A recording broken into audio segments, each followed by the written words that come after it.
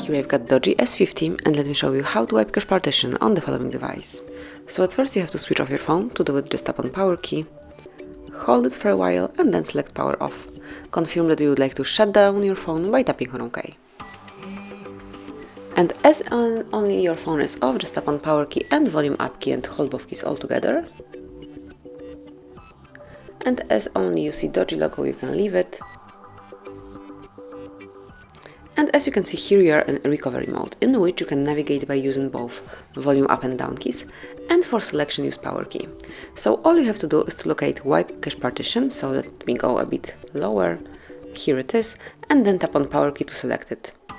And as you can see, cache wipe complete, so we can reboot system now. To do it, click on power key since reboot system now is marked, so smoothly tap on power key and wait until you are back in the normal mode.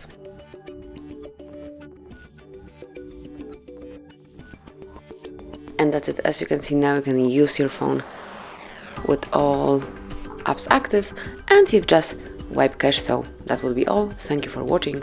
Please subscribe our channel and leave the thumbs up.